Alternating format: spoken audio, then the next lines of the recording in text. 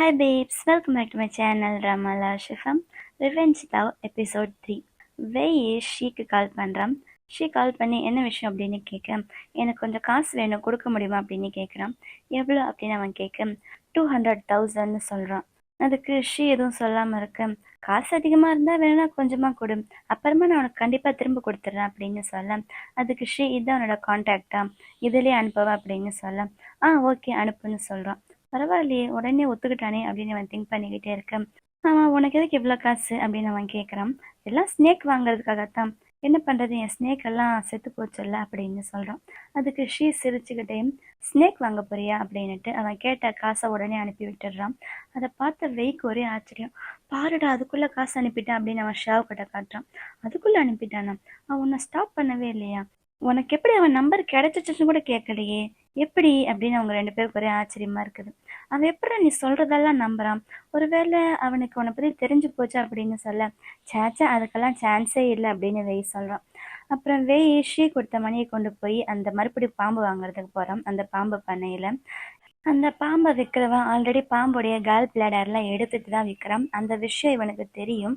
தெரிஞ்சும் தெரியாத மாதிரி அவங்ககிட்ட பாம்பு வாங்குறான். மொத்தம் 2000 பாம்பு. ஒரு பாம்பு வெளியில விற்கிற விலை 180 ரூபாவாமா. இவனுக்கு நான் 110 ரூபாய் தரேன் அப்படின்னுட்டு இவன் 200,000 வாங்கிட்டு வந்தால அதை விட கொஞ்சம் விலை அதிகமாக சொல்ல, எங்கிட்ட வெறும் 200,000 தான் இருக்கு அப்படின்னு வெய் சொல்ல, சரி பரவாயில்ல அதுவே போதும் அப்படின்னு அவங்ககிட்ட காசு வாங்கிட்டு அந்த பாம்பை கொடுத்துட்றான். அடுத்து அதே பாம்பு பண்ணைக்கு ஷீ வரான். ஷீயை பார்த்ததுமே அந்த ஓனருக்கு நல்லா தெரிஞ்சு போச்சு இவன் யாருன்னு. சாரி சார், நீங்கள் எதிர்பார்க்குற மாதிரி ஃபேன்சியான பாம்பெல்லாம் நாங்கள் விற்கிறது கிடையாது அப்படின்னு அந்த ஓனர் இவங்கிட்ட ரொம்ப மரியாதையாக அடங்கி பேசிக்கிட்டு இருக்கான். ஆனால் அவன் அசால்ட்டாக, நான் இங்கே பாம்பு வாங்குறதுக்கு வரல, விற்க வந்திருக்கான் அப்படின்னு இவங்கிட்ட இருந்து வெய் வாங்கினால அதே பாம்பை கொண்டு இவன் ரிட்டர்ன் கொடுக்குறான். ஆக்சுவலாக அவன் 2000 விற்றான், ஆனால் வெறும் 200 தான் கொண்டு வந்திருக்கான். 200 கொண்டு வந்துட்டு 2000 இருக்கு பாரு அப்படின்னுட்டு அவன்கிட்ட, அதாவது வெய் இவங்ககிட்ட காசு கொடுத்தாங்கனால அதே காசை இவங்ககிட்ட ரிட்டர்ன் வாங்கிடுறான். மொத்தம் 2000 பாம்பும் வெளியில நின்றுக்கிட்டு இருக்குது. என்ன, அதோடைய கேல் பிளாடரை தான் காணோம், அதுதான் என்ன பண்றதுன்னு தெரியல அப்படின்னு அந்த ஓனர் பண்ண தப்ப அவன்கிட்டயே சொல்லி காட்டுறான். அந்த ஓனரால வெய்யை ஏமாத்த முடியும், ஆனா ஷீ ஏமாத்த முடியாதுல்ல. ஷீ ரொம்ப உஷாரா அந்த பாம்பை திரும்பி அவன்கிட்டயே வித்துட்டு காசை வாங்கிட்டு போயிடுறான். அந்த காசுல இவனுக்கு சேர வேண்டிய வெய் கொடுத்தால 200,000 அந்த டாலரை அவனுக்கே திரும்ப அனுப்பிடுறான். அந்த ஷியா அவன்கிட்ட காட்டுறான். பாத்தியா, காசு திரும்ப வந்துருச்சு அப்படின்னு சொல்ல, அப்புறம் வெய் உடனே எதுவுமே தெரியாத மாதிரி அவனுக்கு கால் பண்றான். எதுக்கு எனக்கு காசு அனுப்புன அப்படின்னு கேட்க, நீ வாங்கினல அந்த ஸ்னேக் அதெல்லாம் நான் வித்துட்டேன், அதோட காசு தான் எது அப்படின்னு சொல்ல, என்னது வித்துட்டியா, எதுக்கு வித்த, இன்னும் 3 மாசத்துல அந்த பாம்பெல்லாம் பெருசாயிட்டு இருக்கும், எனக்கு இன்னும் நிறைய லாபம் வரும் தெரியுமா, என் லாபத்தை நீ கெடுத்துட்ட அப்படின்னுட்டு ஷியா கிட்ட மெதுவா கண்ணடிச்சுக்கிட்டு அவங்ககிட்ட ரொம்ப சீரியஸா பேசுற மாதிரி நடிக்கிறான். அதுக்கு அவன் பெருசா எதுவும் ரிப்ளை பண்ணாம போனை கட் பண்ணிடுறான். ஆனா இவன் செம்ம ஹாப்பியா தான் இருக்கான். என் காசு திரும்ப கிடைச்சிருச்சு அப்படின்னு சொல்ல, இதை இப்போ நீ என்ன பண்ண போற, எப்படி ஸ்பெண்ட் பண்ண போற அப்படின்னு அவன் கேட்க, நான் மறுபடியும் ஸ்னேக் வாங்க போறேன்னு சொல்றான். மறுபடியும் ஸ்னேக்கா, என்னடா திரும்ப திரும்ப ஸ்னேக்கே வாங்கிட்டு இருக்கேன், அவனுக்கு உன் மேல டவுட் வந்துட போகுது அப்படின்னு சொல்ல, இல்லை இந்த டைம் அவனுக்கு என் மேல டவுட் வராது அப்படின்னு சொல்றான். இங்க ஷீ அவங்க அப்பாவுடைய வேர் ஹவுஸ்ல சுத்தி சுத்தி தேடிக்கிட்டு இருக்கான். இவனோட ஸ்னேக் எல்லாம் காணும்ல, அவங்க அப்பா எப்படி அந்த வேர் ஹவுஸ்ல தான் எங்கேயாச்சும் ஒளிச்சு வச்சிருப்பாரு அப்படின்னு தேடிக்கிட்டு இருக்கான். ஆனா இவனுக்கு எதுவும் கிடைச்ச மாதிரி தெரியல. அப்போ அவன் கூட ஒர்க் பண்ணுறவன் கேஃபிடேரியாவில் போய் சாப்பிடலாம் அப்படின்னு கூப்பிடுறான். ஆனால் இவன் வரமாட்டேன்னு சொல்லிடுறான். ஏன், நீ கேஃபிடேரியாவில் சாப்பிட மாட்டியா அப்படின்னு அவன் கேட்க, எனக்கு சாப்பாடில் பெருசாக இன்ட்ரெஸ்ட் இல்லைன்னு சொல்கிறான். சாப்பிடவே மாட்டான், ஆனால் எப்படி இவ்வளோ பெருசாக வளர்ந்த தெரியலையே அப்படின்னு அவன் கிண்டலாக சொல்கிறான். அப்புறம் அந்த பாம்பு பண்ணைக்கு மறுபடியும் வெய் வரான். அவன்கிட்ட மறுபடியும் எனக்கு பாம்பு வேணும்னு அவங்ககிட்ட வாங்கிட்டு போன பாம்பெல்லாம் விற்று போச்சு, எனக்கு பாம்பை மறுபடியும் நீங்கள் விற்பீங்களா அப்படின்னு கேட்குறான். அந்த ஓனருக்கு இவனுக்கு என்ன பதில் சொல்கிறதுன்னு தெரியல. இவன் ஏமாற்றி கொடுத்த பாம்பு அவன்கிட்டயே திரும்ப கொடுத்துட்டு எக்ஸ்ட்ரா காசு வேற வாங்கிட்டு போயிட்டாள் ஷீ. ஸோ இப்போ எப்படி அவங்ககிட்ட நம்ம என்ன சொல்கிறது அப்படின்னு அந்த ஓனருக்கு எதுவுமே புரியல. ஆனால் வேற வழி இல்லாமல் அவன் பாம்பை மறுபடியும் விற்கிறேன்னு ஒத்துக்கிறான். அப்போ அந்த ஓனருடைய ஒய்ஃப் போல் செம்மையாக திட்டிக்கிட்டு இருக்கா, நீ இப்படி பிஸ்னஸ் பண்ணால் எப்படி ஒன்றும் விளங்காது அப்படின்னு திட்டுறான். மறுபடியும் வெய் அந்த பாம்பெல்லாம் வாங்கிட்டு ஷீ கிட்ட காட்டுறான். பாத்தியா, நான் மறுபடியும் பாம்பை வாங்கிட்டேன் அப்படின்னு சொல்ல, நீ உண்மையாலுமே இன்டெலிஜென்ட் மாதிரி நடிக்கிற பைத்தியமா அப்படின்னு ஷீ அவனை பார்த்து கேட்குறான். ஏன் அப்படி சொல்ற, என் பாம்பெல்லாம் நீ வித்துட்ட, அப்போ நான் எப்படி பிஸ்னஸ் பண்ணுறது, எனக்கு பாம்பு வேணும்ல அப்படின்னு சொல்கிறான். அதுக்கு அவனே ஒரு மாதிரி பார்க்க, சரி விடு விடு, நான் உனக்காக ஒரு கிஃப்ட் வச்சிருக்கேன் வா அப்படின்னு சொல்லி வெளியில கூட்டிட்டு போறான். கிட்ட எப்பயுமே ஒரு பெட் ஸ்னேக் இருக்குல்ல, அவன் கையிலே வச்சுட்டு இருப்பான்ல, அந்த ஸ்னேக்காக ஒரு அழகா ஒரு பாக்ஸ் செஞ்சிருக்கான். அதுல நிறைய செடி, ஒரு அழகான ஒரு ஈகோ சிஸ்டமை பில்ட் பண்ண மாதிரி இருக்குது. அது அந்த பாம்புக்கு ரொம்ப பிடிச்சிடுது போல. இது நீயே பண்ணியா அப்படின்னு கேட்க, ஆமா நானே பண்ணேன், நீ எப்போதாலும் அவனை ஒரு பிளாஸ்டிக் பாக்ஸ்ல வச்சுட்டு சுத்திக்கிட்டு இருக்கல, இது அவனுக்கு ரொம்ப நல்லா இருக்கும் அப்படின்னு சொல்றான். சரி அவனுக்கு gift கொண்டு வந்தேன், எனக்கு gift அப்படின்னு கேட்குறான். இது உன்னுடைய பையன் மாதிரி தானே, உன் பையனுக்கு gift கொடுத்தா அது உனக்கும் gift தானே அப்படின்னு சொல்றான். அதெல்லாம் கிடையாது, நான் வேற அவன் வேற, என்னுடைய gift எங்க அப்படின்னு சொல்ல அவன் எங்கேயோ உள்ள போறான். அப்ப உள்ள வந்து அவனோட ரூமை பார்த்துக்கிட்டு இருக்கான். அங்க அவனுடைய பெட் மேல இருக்க பெட்ஷீட் எல்லாம் கிழிஞ்சிருக்குது. அதெல்லாம் அவன் பார்த்துட்டு கண்டுக்காத மாதிரி இருக்கான்.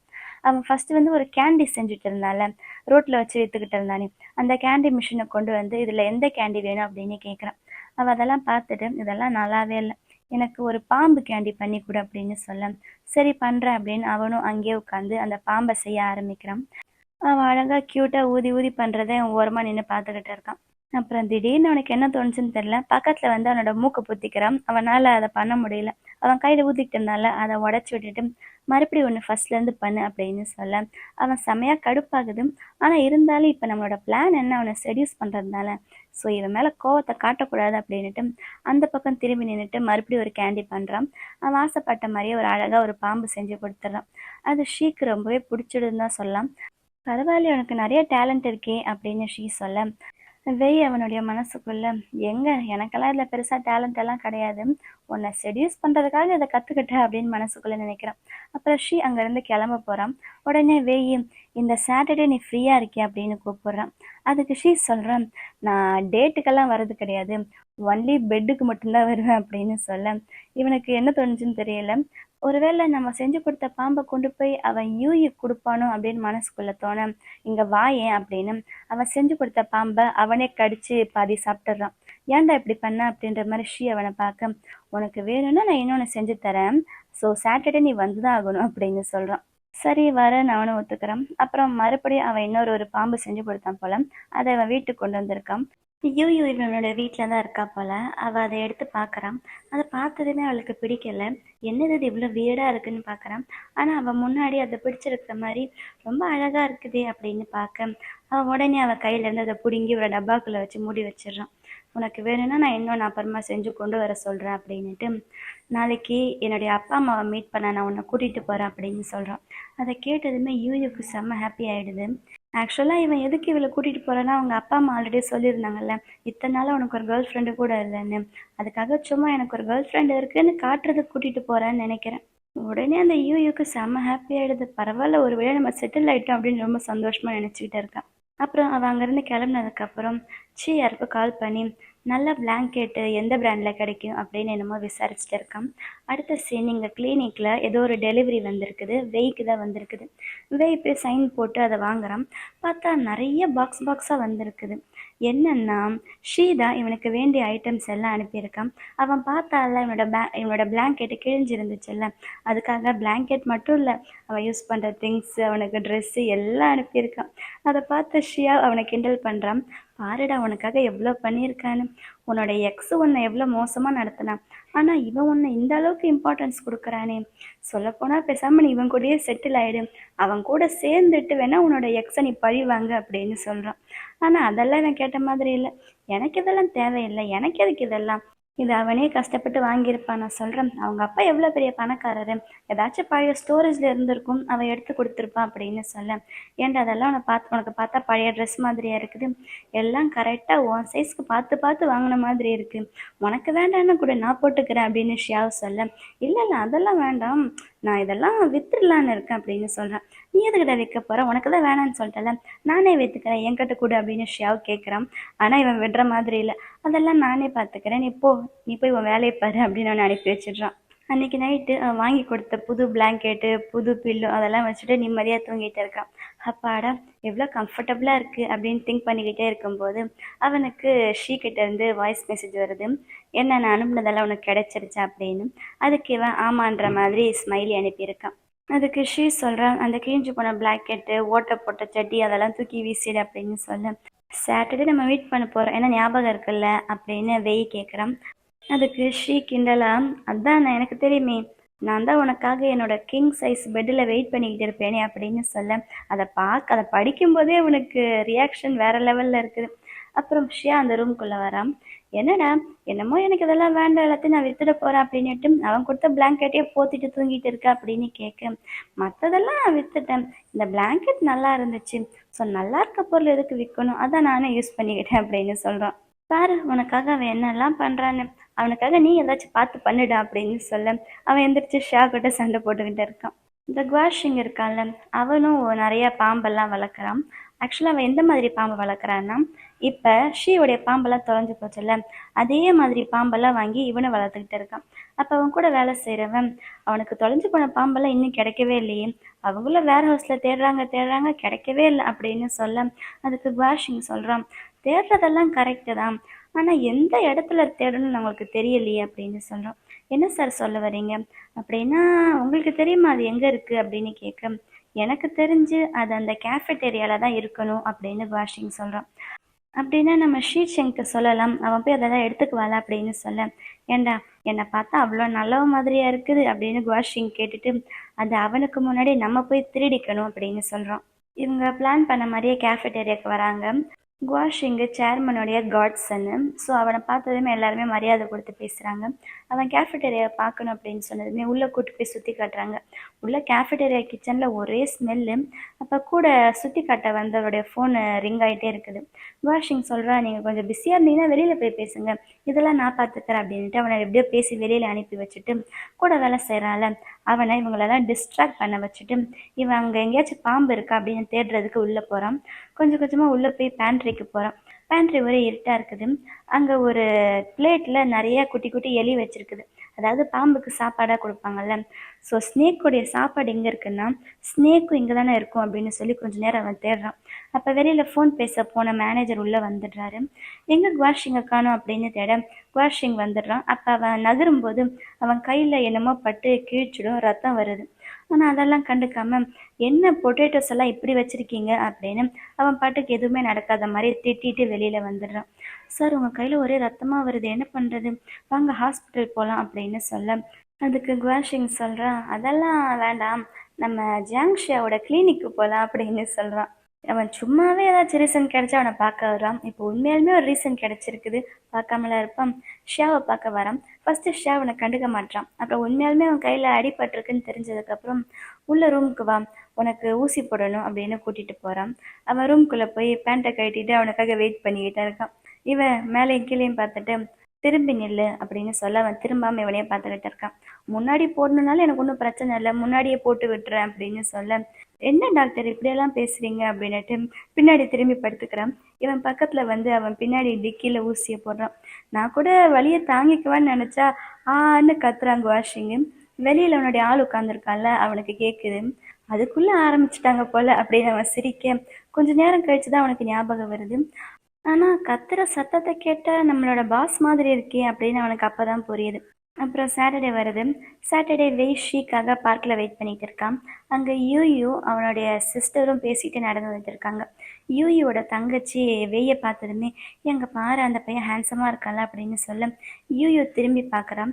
ஆனால் அது வெயின்னு தெரிஞ்சதுமே, அவன் கிடக்குறான், அவனா உனக்கு ஹேண்ட்ஸமும், யாழ் ஷீச்சங்க நீ பார்க்கணும், எவ்வளோ ஹேண்ட்ஸமாக இருப்பான் தெரியுமா, அது மட்டும் கிடையாது, அவங்க ஃபேமிலியே செம்ம பணக்காரங்க, அவள் இன்னைக்கு என்ன அவனோட பேரண்ட்ஸை பார்க்கறதுக்கு கூட்டிகிட்டு போகிறேன்னு சொல்லியிருக்கான் அப்படின்னு சொல்ல, உடனே அவளுடைய தங்கச்சி, அப்படின்னா கல்யாணம் ஆனால் என்னை மறந்துடாத, நீ தான் என்னோட ஃப்யூச்சரையும் பார்த்துக்கணும் அப்படின்னு சொல்ல, ரெண்டு பேரும் ஜாலியாக பேசிட்டு போகிறாங்க. கொஞ்ச நேரம் கழிச்சு ஷீ அங்கே வர, வெய் அவனுக்காக வெயிட் பண்ணிக்கிட்டு இருக்கான். வெய் கிட்ட ஒரு பொண்ணு வந்து, நீ ரொம்ப ஹேண்ட்ஸமாக இருக்க, நம்பர் கூட அப்படின்னு சொல்ல, அவனும் ரொம்ப ஜாலியாக சிரிச்சுக்கிட்டு நம்பர் கொடுக்க போகிறான். அப்போ தூரத்துலேருந்து ஷீ வரதை பார்த்துட்டு, சாரி என்னால் நம்பர்லாம் கொடுக்க முடியாது அப்படின்னு பேசி அனுப்பி வச்சிடறான். அந்த பொண்ணு இவங்க ரெண்டு பேரையும் பார்த்துட்டு ஆன்னு வாயை பொழந்துக்கிட்டு போகுது. வெய் பக்கத்தில் வந்துட்டு ஷீ கேட்குறான், என்ன இப்படி ட்ரெஸ் பண்ணியிருக்கேன்னு. ஏன் என் ட்ரெஸ்ஸுக்கு என்ன குறை, நல்லா இல்லையா நல்லா இருக்கா அப்படின்னு அவன் கேட்க, எந்த பதிலும் சொல்லாமல் அவனை மேலேயும் கீழேயும் பார்த்துட்டு வா போகலான்னு கூட்டிகிட்டு போகிறான். ஷியோட ரியாக்ஷனை பார்த்தா அவனுக்கு பிடிக்கலன்ற மாதிரி இல்லை, ரொம்ப பிடிச்சிருக்கிற மாதிரி தான் இருக்குது. அப்புறம் ரெண்டு பேரும் உள்ள பார்க்கில் சும்மா நடந்துக்கிட்டு இருக்காங்க. அப்போ வெய்யோடைய மனசுக்குள்ள ஷியா இவனுக்கு சொல்லி கொடுத்தாலும் அது ஞாபகம் வருது.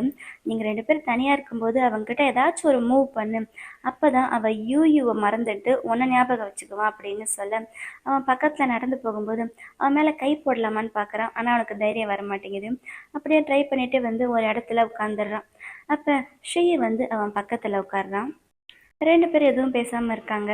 என்னடா எதுவுமே பேச மாட்றாங்களே, பேசாமல் நம்மளே பேசலாமா அப்படின்னுட்டு, வானம் ரொம்ப ப்ளூவாக இருக்குல்ல அப்படின்னு சொல்ல ஸ்ரீ அவனை ஒரு மாதிரி பார்க்குறான். ச்சே, பேசக்கூட வரலடா உனக்கு. சரி இப்போ என்ன பண்ணுறது, ஏதாச்சும் பண்ணியே ஆகணுமே, பேசாமல் கிஸ் பண்ணிடலாமா? அவன் பையன் தானே, கிஸ் பண்ணால் பொண்ணுங்க மாதிரி அறையெல்லாம் மாட்டான். சரி கிஸ் பண்ணிடலாம் அப்படின்னு திரும்பும்போது கரெக்டாக ஷீ இவன் பக்கத்தில் திரும்புகிறான். அவன் முகத்தை பக்கத்தில் பார்த்ததுமே பயந்துட்டு எந்திரிச்சிடுறான். வெய்யோடைய பேண்ட்டில் தூசி ஒட்டி இருக்கு போல. ஷீ அதை தட்டி விடுறான். ஏய் என்னடா பண்ணுற நீ அப்படின்னு அவன் ரொம்ப கோவமாக கேட்க, தூசி இருந்துச்சு அப்படின்னு சொல்கிறான். அப்போ மனசுக்குள்ள இதெல்லாம் தாங்கிக்க வேண்டியதாக இருக்குது, என்ன பண்ணுறது அப்படின்னுட்டு தேங்க்ஸ் அப்படின்னு வாயில் சொல்கிறான். அப்புறம் ஸ்ரீ பக்கத்தில் வெய்யோடைய டிக்கியை ஒரு ப்ரெஸ் பண்ணிட்டு, பரவாயில்ல பார்க்க ஒல்லியாக இருந்தாலும் உன்னோட டிக்கி நல்லா இருக்கு அப்படின்னு சொல்கிறான். இவனுக்கு என்ன பண்ணுறதுன்னு தெரியல. என்னடா நடக்குதுங்க, பேசாமல் நம்மளும் அவனை அதே மாதிரி டிக்கியில் அடிக்கலாம் அப்படின்னுட்டு அவன் டிக்கியில் அடிக்கிறதுக்கு குறி பார்த்துக்கிட்டு இருக்கான். கரெக்டாக அவன் அடிக்கும்போது ஸ்ரீ திரும்பிடுறான். என்ன பண்ணுற நீ அப்படின்னு கேட்க, ஒன்றும் இல்லையே அப்படின்னு எதுவும் நடக்காத மாதிரி சொல்ல, உனக்கு ரொம்ப வேர்க்குது என்னாச்சு அப்படின்னு கேட்குறான். ஒன்றும் இல்லை அப்படின்னு அவன் சமாளிக்க, நான் பின்னாடி கை வச்சதை உனக்கு வலிக்குதா அப்படின்னு கேட்குறான். வலிக்கெல்லாம் என்ன லைட்டாக கொஞ்சம் மறுத்து போன மாதிரி இருக்கு அப்படின்னு சொல்ல, நான் வேணா மசாஜ் பண்ணி விடவா அப்படின்னு ஷீ கேட்குறான். இதாண்டா சான்ஸு, இப்படியாச்சும் நம்ம ஏதாச்சும் ஒரு மூவ் பண்ணணும், அவனுக்கு நம்ம ஓகே சொல்லிடலாம் அப்படின்னு நினைக்கிறான். ஷீ பக்கத்தில் வர அவனுக்கு மசாஜ் பண்ணலான்னு. ஆனால் இவனால் இவனோட எமோஷன்ஸை கண்ட்ரோல் பண்ண முடியல. அதெல்லாம் வேண்டாம் அப்படின்ட்டு தள்ளி வந்துடுறான். அப்புறம் 2 பேருமே பார்க்கை விட்டு வெளியில் நடந்து வந்துக்கிட்டு இருக்காங்க. அப்போ வெய்யோடைய மனசுக்குள்ளே பக்கு பக்குன்னு அடிச்சுக்குது. என்னடா நீ அவன்கிட்ட ஒரு மூவ் கூட பண்ணவே இல்லையே, நீ இப்படியே இருந்தால் அவன் யூவே கல்யாணம் பண்ணிக்குவான், ஏதாச்சும் பண்ணு அப்படின்ட்டு பக்கத்தில் போய் அவன் கையை பிடிக்க பார்க்குறான். ஆனால் அவனுக்கு தைரியம் வர மாட்டேங்குது. இன்னும் 200 மீட்டர் தான் இருக்குது, நம்ம பார்க்கை விட்டு வெளியில் வந்துடுவோம், ஏதாச்சும் பண்ணணுமே, நீ இப்படியே இருந்த அவன் யூவை கல்யாணம் பண்ணி குழந்தையே பெற்றுடுவான் அப்படின்ட்டு மெதுவாக கையை பிடிக்க பிடிக்க பக்கத்தில் வரான். ஆனால் அவனால் முடியல. அவன் கையை பிடிக்க தான் ட்ரை பண்ணுறான் அப்படின்ற விஷயம் ஷீக்கு தெரியுது. திடீர்னு என்னாச்சுன்னு தெரியல. ஐயோ வண்டி வருது பாரு அப்படின்னு அவன் 2 கையை பிடிச்சி இந்த பக்கம் தள்ளி நிற்க வைக்கிறான். அது ஒன்றும் பெரிய வண்டி கிடையாது, சின்ன ரிமோட் கார். அதுவும் ஒரு வண்டி தானே அப்படின்னு வெய் சொல்ல, ஷீ அவனை மேலேயும் கீழேயும் பார்த்துட்டு அவன் கையை பிடிச்சிருக்காள் அதை பார்க்குறான். வெய் ஷீவுடைய ஆங்கிளை தான் பிடிச்சிருப்பான். ஷீ அந்த கையை எடுத்துட்டு அவன் கூட கை கோர்த்துட்டு அவன் பாட்டுக்கு ரொம்ப பெருமையாக நடந்து போக, ஆனால் வெய்யால் அந்த மாதிரி நடக்க முடியல. அவனுக்கு ஒரே வெக்கமாக இருக்குது. இப்படி ஒரு பையனும் கை கோத்துட்டு போகிறத பார்க்குறவங்க என்ன நினைப்பாங்க, ஐயோ அப்படின்னு அவன் மனசுக்குள்ளே என்னென்னமோ ஆகுது. அவன் எப்படியோ பண்ணி கண்ட்ரோல் பண்ணிக்கிட்டு இருக்கான். அப்போ ஷீக்கு யூகிட்ட கால் வருது. எங்கே இருக்க நீ, உன் பேரண்ட்ஸை மீட் பண்ண போகலான்னு சொன்னால அப்படின்னு கேட்க, இரு நான் வரேன் அப்படின்ட்டு அவன் ஃபோனை வைக்கிறான். சரி எனக்கு ஒரு வேலை இருக்குது, நான் டின்னருக்கு வெளியில் போகணும் அப்படின்னு சொல்ல, சரி போயிட்டு வா அப்படின்னு வெய் சொல்ல ஷீ போக போகிறான். ஆனால் வெய் கையை விட மாட்டான். அவன் கையை கட்டியாக பிடிச்சிக்கிட்டு இருக்கான். அப்போ வெய்யோட மனசுக்குள்ள, நீ போயிடுவியா, நானும் பார்க்குறேன், என் கையை உடைச்சிட்டு போனாதான் உன்னால் போக முடியும் அப்படின்னுட்டு போகவே விடாமல் கையை நல்லா கட்டியாக பிடிச்சிக்கிட்டு இருக்கான். யூ மறுபடியும் கால் பண்ணுறான். ஆனால் வெய் அவனை விடுற மாதிரி இல்லை. எங்கள் குவாஷிங்கும் அவன் கூட வேலை செய்கிறவனும் சேர்ந்து பிளான் பண்ணிகிட்டு இருக்காங்க. அவங்களுக்கு இப்போ கன்ஃபார்ம் ஆகிடுச்சு பாம்பு அங்கே தான் இருக்குன்னு. ஆனால் அதை எப்படி போய் எடுக்கிறது, ஆல்ரெடி நான் ஒரு டைம் கேஃபேட்டேரியாக்குள்ளே போயிட்டு வந்துட்டேன். இப்போ பாம்பு அங்கே காணாமல் போயிட்டான், கண்டிப்பாக எல்லாருக்கும் என் மேலே தான் டவுட் வரும். ஸோ வேறு ஏதாச்சும் நம்ம பிளான் பண்ணணும் அப்படின்னு நினைக்கும் போதே அவன் கையில் அடிபட்டுச்சுல்ல, அதில் கட்டு போட்டிருக்கான்ல, பேண்டேஜை மாற்றணும் அப்படின்னுட்டு லைட்டாக சிரிக்கிறான். அதாவது ஷேவை பார்க்க போகணும்ல அதுக்காக. அப்போ அவன் கூட வேலை செய்கிறவன், எதுக்கு சார் மறுபடியும் அவன்கிட்டே போய் பேசுகிறீங்க, அவனை பார்த்தா பணத்துக்கு ஆசைப்படுறானோ இல்லை அழகுக்கு ஆசைப்படுற மாதிரி கிடையாது. அது மட்டும் இல்லை, அவனுக்காக நீங்கள் இவ்வளோ ட்ரை பண்ணுறீங்களே, ஒரு வேளை அவன் உங்களுக்கு ஓகே சொல்லிட்டா கூட அவனை அவ்வளோ சீக்கிரம் நீங்கள் கழட்டி விட முடியாது அப்படின்னு சொல்ல, அதெல்லாம் வாஷிங் காதில் விழுந்த மாதிரி இல்லை. அவன் பாட்டுக்கு சிரிச்சுக்கிட்டு போயிட்டு இருக்கான். ஸ்ரீ இங்கே தனியாக உட்காந்து சிரிச்சுக்கிட்டு இருக்கான். அப்போ அவன் ஃபோனை எடுத்து பார்த்தா யூகிட்ட இருந்து நிறைய மெசேஜ் வந்திருக்குது. அவன் கையை படிச்சுட்டு விடவே இல்லைல்ல, ஸோ வெய் நினச்ச மாதிரி தான் நடந்திருக்குது. அவன் போகலை. யூ டெக்ஸ்ட் பண்ணியிருக்கான். என்னாச்சு நீ வரவே இல்லை, நான் இவ்வளோ நேரமாக வெயிட் பண்ணிகிட்டு இருக்கேன், இல்லைன்னா அவன் பேரண்ட்ஸ் நம்பர் கூட நானே அவங்கக்கிட்ட பேசுகிறேன், அவங்க வெயிட் பண்ணிட்டு இருப்பாங்கல்ல அப்படி இப்படின்னு அவள் பாட்டுக்கு வாய்ஸ் மெசேஜை அனுப்பியிருக்கான். அதுக்கு இவன் ரிப்ளை பண்ணுறான், சாரி இன்னைக்கு எனக்கு வேற ஒரு வேலை இருந்துச்சு, நம்ம இன்னொரு நாள் பார்க்கலாம் அப்படின்னு. ஷியோடைய ஃபேஸில் ஒரே ஸ்மைல். அப்புறம் இங்கே கிளினிக்கில் ஷியா அவனுக்காக வெயிட் பண்ணிக்கிட்டு இருக்கான். அவன் இன்னைக்கு ஷி கூட வெளியில் போயிருக்கான்ல, ஆனால் இன்னும் வரலையே, என்னாச்சு, ஒரு வேளை இவன் மாட்டிக்கிட்டானோ அப்படின்னு யோசிச்சுக்கிட்டு இருக்க. அவன் ரொம்ப சோகமாக வரான். டேய் என்னடா, என்ன நடந்துச்சு, ஏதாச்சும் நடந்துச்சா, நீ மூவ் பண்ணியா அப்படின்னு கேட்க. அதெல்லாம் நடந்துச்சு, நான் பிடிச்சிட்டேன் அப்படின்னு சொல்கிறான். பிடிச்சிட்டியா, அப்புறம் என்னடா நடந்துச்சு? அதான் சொன்னல, பிடிச்சிட்டேன், ஆனால் என்ன மணிக்கணக்கில் விடவே இல்லை அப்படின்னு சொல்ல. என்னது மணிக்கணக்கிலையா, மணிக்கணக்குன்னா எப்படிற அப்படின்னு கேட்க. டேய் நீ என்ன சொல்ல வர, நாங்கள் 2 பேர் கையை பிடிச்சிருந்தோம், அதை தான் நான் சொல்கிறேன் அப்படின்னு வெய் சொல்ல. என்னது, வெறும் கையை தான் பிடிச்சிங்களா அப்படின்னு அவன் கேட்குறான். ஏண்டா இதுதான் உனக்கு மூவா அப்படின்னு ஷியாவ் கேட்க. பின்ன என்ன, இதுவும் ஒரு மூவ் தானே, எனக்கு இதுவே ரொம்ப ஃபாஸ்ட்டாக போகிற மாதிரி இருக்குது தெரியுமா, நான் என்னோட எக்ஸ் கேர்ள் ஃப்ரெண்டுக்கிட்ட கூட இவ்வளோ சீக்கிரமாக கையை பிடிச்சதில்ல அப்படின்னு சொல்ல. டேய், ஒரு பையனுக்கும் பொண்ணுக்கும் இருக்க ரிலேஷன்ஷிப்புக்கும் ஒரு பையனுக்கும் பையனுக்கும் இருக்க ரிலேஷன்ஷிப்பு ரொம்ப நிறைய வித்தியாசம் இருக்குது. அது கூட நீ இதை கனெக்ட் பண்ணாத. சரி, ஆனால் நீ அவன் கையை பிடிச்சிட்ட, அவன் இன்னைக்கு ஃபுல்லாக உனக்காக யூயூவை பார்க்கவே போகல, அப்படின்னா நம்ம பிளான் ஒர்க் அவுட் ஆகுது. ஸோ அடுத்து இப்போ நீ என்ன பண்ணணும் தெரியுமா அப்படின்னுட்டு அவன் காதில் என்னமோ சொல்கிறான். அவன் சொல்லும்போதே இவனால் கேட்க முடியல. சேச்சா அதெல்லாம் என்னால் பண்ண முடியாது அப்படின்னு வெய் சொல்ல. டேய் ரொம்ப சீன் போடாத, நீ பண்ணி தான் ஆகணும் அப்படின்னு சொல்கிறான். இதோட எபிசோட் முடியுது. இந்த வீடியோ உங்க எல்லாருக்கும் ரொம்ப பிடிச்சிருக்குன்னு நினைக்கிறேன். அப்படி பிடிச்சிருந்தா லைக் பண்ணுங்க. அடுத்து நடக்க போகுதுன்னு தெரிஞ்சுக்க மறக்காம நம்ம சேனலை சப்ஸ்கிரைப் பண்ணுங்க. Love you babes. Bye.